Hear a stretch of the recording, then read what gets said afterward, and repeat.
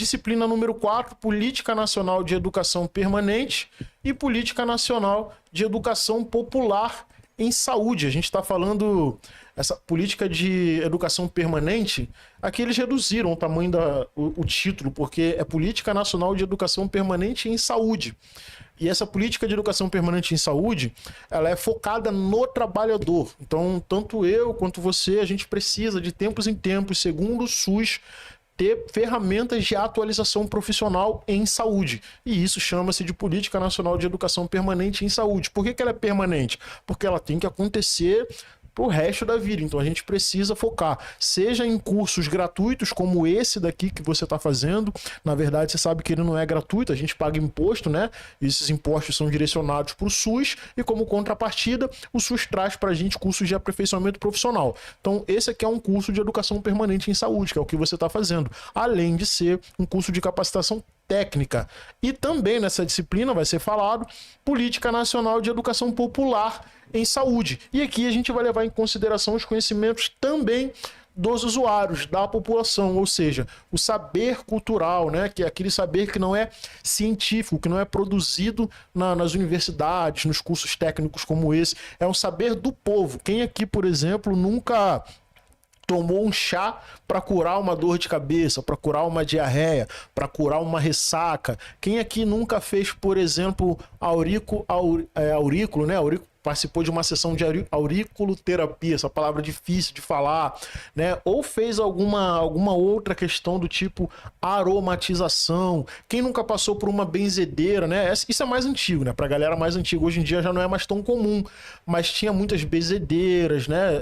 Aquelas casas ali de oração que a galera ia antigamente, né? Independente da religião. E isso faz parte dessa educação popular em saúde também, né? Porque tudo isso é focado para melhora da saúde. Basta a gente lembrar dos costumes antigos, por exemplo, dos indígenas, que são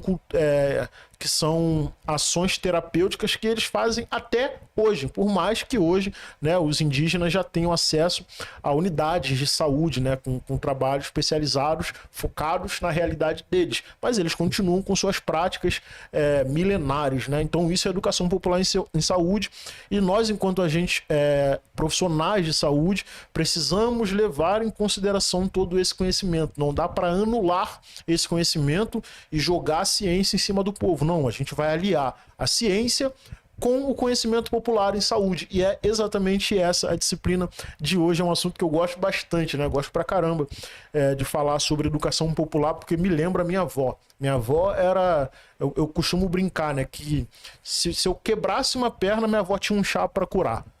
Tudo minha avó resolvia com chá. E de fato resolvia, cara. É engraçado isso, né? Porque de fato resolve. Vamos lá, gente. Introdução do e-book, né? Eu tô chegando agora aqui na introdução que você tá vendo na tela, mas a gente já começou a falar, né? Da aula. Então se prepara aí, senta, se acomoda, ou aumenta o volume aí do teu celular, da sua televisão. De repente você tá ocupado fazendo alguma coisa aí, aumenta o volume, me empreste os seus ouvidos, continua fazendo aí o que você tem para fazer e vamos estudar, porque hoje a disciplina tá bem legal. Educação permanente em saúde e educação popular em saúde. São duas políticas, né?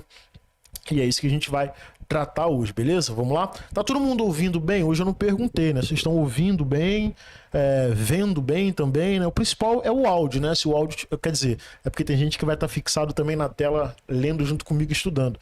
Mas me diz aí se vocês estão ouvindo bem, que aí antes eu já corrijo, beleza? Deixa eu ver aqui, aguardar.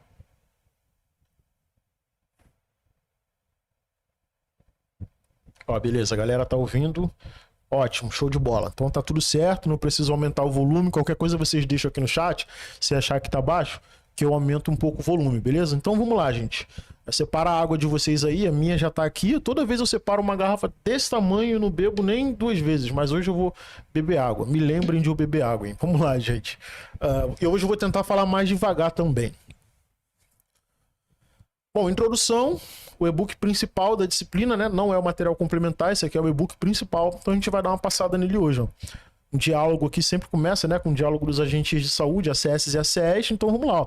É muito bom ter você por aqui novamente. Começaremos nossa reflexão a partir de algumas perguntas. Será que existe diferença entre educação permanente e educação continuada? O que você entende por educação permanente em saúde? O que ambas têm a ver com a sua trajetória profissional? No seu local de trabalho, vocês falam em educação permanente? Quer ver um exemplo de educação permanente no local de trabalho? Eu acredito que nas reuniões de equipe de vocês, provavelmente vocês façam estudos de caso, né? Pega um caso específico ali de alguém que está com uma questão aprofundada e começa a mergulhar e conversar sobre aquilo, né? Entender aquela doença, entender aquela família. O estudo de caso é uma forma de educação em saúde também, né? A gente vai aprendendo enquanto a gente discute o caso. Vamos lá. Tá vendo bem, né? Show. Não, tá bom. Deixa eu só fechar aqui. Que eu acho que vai melhorar para vocês a visualização. Não, vou aumentar não, tá bom assim, vamos lá. Quantas perguntas, não é mesmo? As perguntas são fundamentais para o nosso processo de existir. Se não houvesse perguntas, será que haveria evolução em nosso processo civilizatório? A busca por respostas nos faz crescer e amadurecer individual e socialmente. Eu costumo dizer que a dúvida é um atributo da pessoa humilde. Uma pessoa que não tem dúvida de nada, essa pessoa está com algum problema, né? No mínimo ela é prepotente, né? Porque não tem como, todos nós temos que ter dúvidas em algum momento da vida. Vamos lá.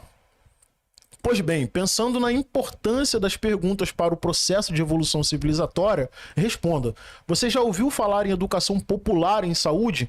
Vamos refletir um pouco. Como a educação popular em saúde se dá no dia a dia dos serviços de saúde? Será que tem um jeito certo de fazer educação popular? Existe uma pessoa responsável por realizar essas ações? Para respondermos essas perguntas, é importante compreender que a Política Nacional de Educação Popular em Saúde é muito apropriada para ser desenvolvida junto à população, no seu processo de aprendizagem tão necessário para a saúde e qualidade de vida. Aqui a gente tem um agente de combate às endemias conversando com as crianças, né? Fazendo uma palestra ali, alguma atividade educacional em saúde. Podemos dizer que existem algumas formas de fazer educação popular em saúde e quais são definidas mais pela metodologia utilizada para determinado processo de ensino-aprendizagem do que pela temática. Então vamos lá, ó. A educação popular em saúde não pode ser um objeto ou um depósito feito por alguém, seja ele médico, enfermeiro, agente ou técnico, na cabeça dos usuários. Já dizia Paulo Freire em seu livro Pedagogia do Oprimido: na educação bancária, o conhecimento é depositado da pessoa que sabe na pessoa que não sabe. O saber é uma doação dos que se julgam sábios para os que julgam nada saber. A educação bancária era como a educação era vista antigamente, né? O professor chegava, detentor do conhecimento, ele passava o conhecimento para os seus alunos e ele não reconhecia que os alunos tinham conhecimento. Então era uma coisa de cima para baixo, né? Essa é a educação bancária, que hoje a gente já não trata mais dessa forma. Hoje em dia o aluno tem tanto saber quanto o professor, cada um na sua realidade, no seu nível de conhecimento. Mas tudo isso é levado em consideração. Que foi aquilo que eu falei logo no comecinho aqui da leitura do e-book, né? A gente não deve nunca desprezar o conhecimento a respeito de saúde dos nossos usuários. Não é porque a gente detém a ciência, né, no nosso trabalho que a gente vai pegar a ciência e atropelar o conhecimento dos usuários, porque teoricamente as ações desenvolvidas por eles para se curar de algumas enfermidades sem depender de medicamentos, né, como por exemplo ervas, chás, aromatização, auriculoterapia, não dá para negar isso só porque teoricamente a ciência não confirma a efetividade disso, apesar de que hoje a ciência já confirma, sim, funciona, por isso que a gente leva em consideração. Desde meados da década de 50 do século passado, os teóricos da educação popular nos alertam que as tentativas de transferir conhecimento de uma cabeça para outra, além de pouco eficientes, não modificam a realidade das pessoas, né? Essa tentativa de transferência não reconhece os saberes que foram adquiridos fora dos espaços formais de educação, escolas, universidades, cursos, técnicas, ao longo das trajetórias e experiências de vida de cada pessoa. E realmente não dá para a gente levar em consideração que a ciência é mais importante do que o saber popular, e saber cultural, porque historicamente, na história da humanidade, o que veio primeiro? O conhecimento popular e cultural ou o conhecimento científico? No início das sociedades, né, ali da partir do primeiro homem, segundo, terceiro, enfim, independente da crença, seja da crença daqueles que acreditam que vem da evolução do macaco, né, teoria da evolução, ou daqueles que são mais voltados para uma visão mais do cristianismo, não importa, isso aqui é indiferente nesse momento. Fato é que antes de chegar à universidade, antes de chegar à escola, as pessoas já precisavam resolver seus problemas quando se machucavam. Então, o conhecimento popular ele é anterior ao conhecimento científico, né? Foi só depois que houve uma necessidade de estudar e entender as doenças, mas no começo as pessoas se viravam e conseguiam resolver. Em alguns casos sim, em outros casos não, né? Imagina quantas pessoas não foram a óbito, por exemplo, por conta de uma simples gripe. Hoje é simples, né? Mas será que 1000 anos atrás era simples, né? É isso. Uma educação crítica, ao contrário da educação bancária, entende que aprendemos ao longo de toda a nossa vida e que saberes devem fazer parte do processo educativo. Esses saberes são chamados de saberes populares ou informais. É o conhecimento da vida, né? Que a gente aprende no dia a dia. É aquele conhecimento que vai passando de pai para filho, que nem chegou na universidade, né? É coisa de casa ali, da comunidade e tal. Com esse entendimento, a educação popular em saúde vem se desenvolvendo no Brasil desde a década de 70, por movimentos populares e se confunde, inclusive, com a luta para a construção da consolidação do SUS. Por que se confunde?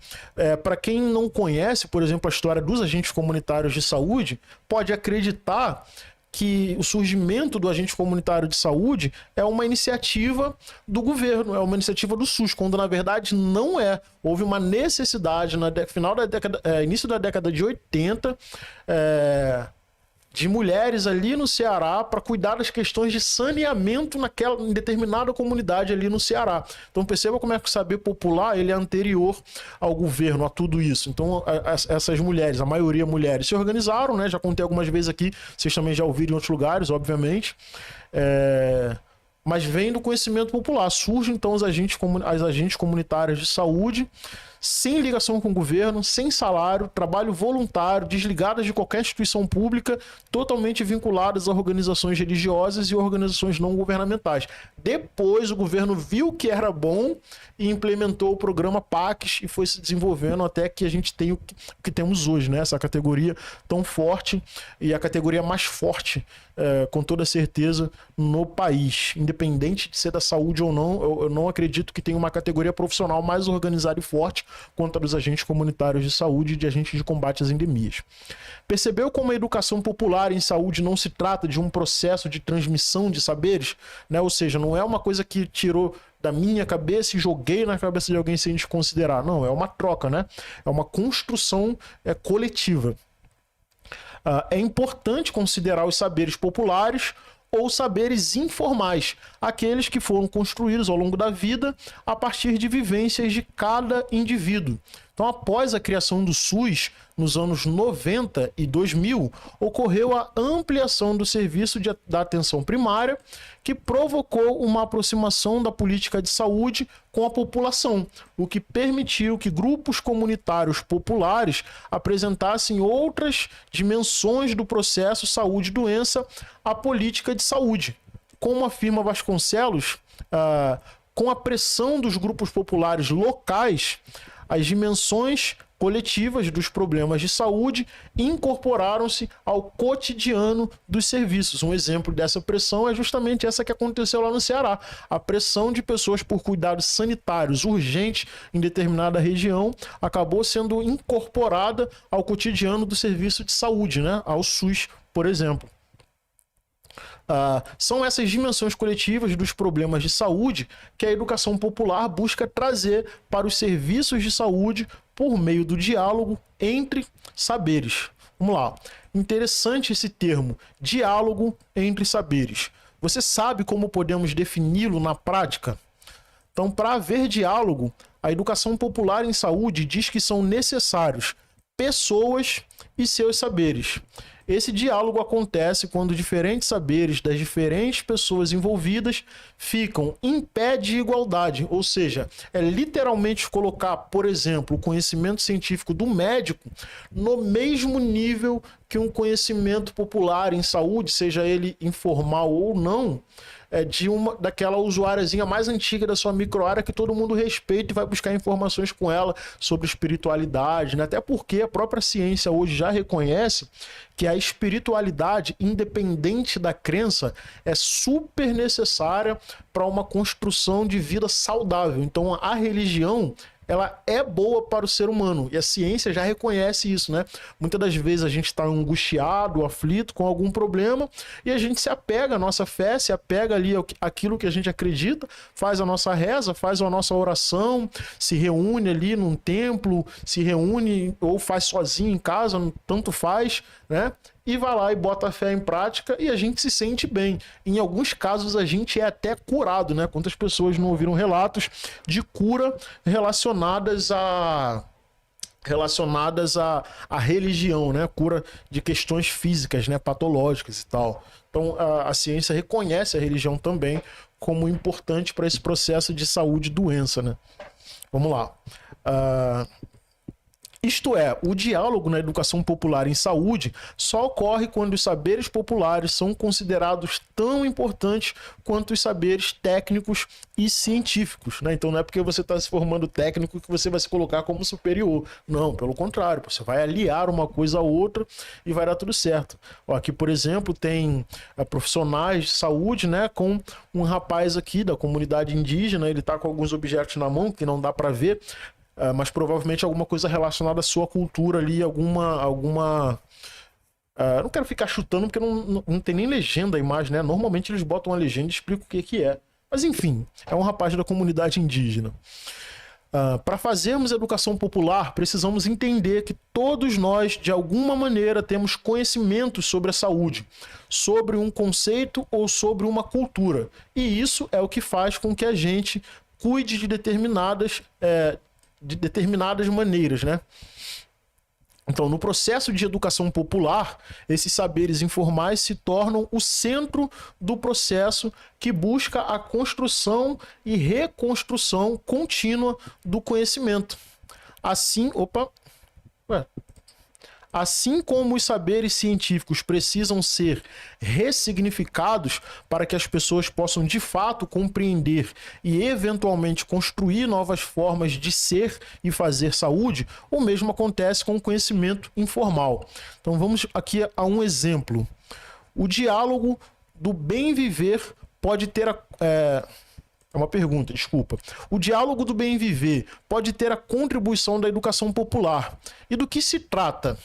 A proposta é simples: viver de uma forma mais criativa, solidária e colaborativa. É importante ressaltar que a educação popular em saúde, ao considerar que todos nós temos contribuições para realizar essa discussão, pode trazer um benefício importante para a saúde das pessoas. Não só isso, são condições importantes para os próprios movimentos políticos de luta pela saúde. Ao trazer a palavra das pessoas para a cena, também permite o empoderamento das pessoas e palavras, e que fortalece a concepção de vida a partir de um olhar crítico da população para o seu contexto. Uma discussão bem importante de Paulo Freire: olhar para a realidade de uma maneira completa e crítica, compreendendo o processo político, as questões culturais e tudo o que engloba a nossa vida. Então aqui para a gente fazer uma breve reflexão, né? É preciso olhar para a realidade de uma maneira completa e crítica, compreendendo os seus processos políticos, as questões culturais e tudo o que engloba a nossa vida. E a gente já finalizou a primeira parte do e-book, né? Acho que ficou claro, né? A questão da educação popular em saúde, né? Levar em consideração esse conhecimento que vem do povo, sem sobrepor o nosso conhecimento ou o nosso achismo, né? De achar de fato que uma dipirona, por exemplo, é melhor do que um chá que a sua mãe te dava para curar uma dor de cabeça. Os dois resolvem o problema, tanto a dipirona quanto o chá. Em alguns casos o chá é até melhor, né? Faz um efeito mais rápido e tal. E perceba que você dificilmente vai ver um profissional de saúde dizer para um usuário para ele parar de tomar o chá, para ele parar de participar de sessões de aromoterapia, para ele parar de fazer auriculoterapia. Se algum profissional fizer isso, ele está fazendo errado, não pode fazer isso. Primeiro porque é um conhecimento popular milenar que acontece já há muito tempo que as pessoas têm isso como cultura, e segundo que funciona, né? E aí vai entrar com medicamentos, né, comprimidos e tal, ou de forma complementar, quando for o caso, ou só o mesmo medicamento, né? Porque também não são todas as... Teoricamente, não são todas as doenças que a gente tem um chá, uma erva para tudo. Teoricamente, né? Porque vai saber se os antigos, se os indígenas, por exemplo, não curavam câncer e outras doenças com ervas, com chás, sem saber que era câncer. De repente curava, a gente não sabe, né? A gente tem uma Amazônia tão grande, tão imensa, de repente a gente tem a cura para um monte de doença lá, de forma natural, e a gente só não tem conhecimento, né? Vai saber. Mas enfim, ficou claro a questão da educação popular em saúde?